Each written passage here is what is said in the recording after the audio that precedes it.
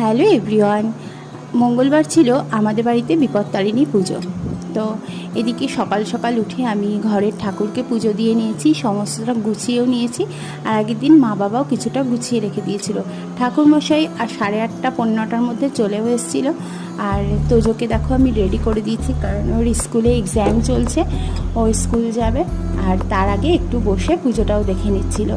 আর এদিকে দেখো ঠাকুরমশাই নারায়ণকে স্নান করাচ্ছিল, ভাবলাম তোমাদের সাথে সেটা একটু শেয়ার করি। ভালোই লাগছিল দেখতে, পুজোটা খুব সুন্দরভাবে হয়েছে। এটা হচ্ছে তোমাদের দাদা ভাই এর মানে মানসিক পুজো, তাই মা এটা প্রতি বছরই করে থাকে, আমাদের বাড়িতে প্রতি বছরই হয়।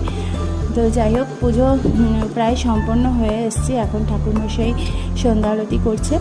তো তোজো কিন্তু স্কুলে চলে গেছে, আমার বাবা এসেছিলো, বাবা ওকে নিয়ে গেছে স্কুলে, কারণ আমি আজকে ওকে যেতে পারিনি। আর তোমাদের দাদাভাইও গেছে পড়াতে। ঠাকুরমশাই আমাদের শান্তির জল আর হাতে আশীর্বাদের ফুল দিয়ে দিয়েছে।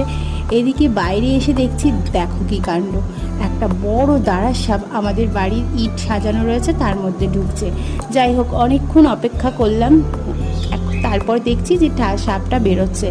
আর বললাম, যাও, এবার পুজো হয়ে গেছে, তুমি তোমার বাড়ি যাও। আর আমি আমার ব্রেকফাস্টে নিলাম। কেমন লাগলো অবশ্যই।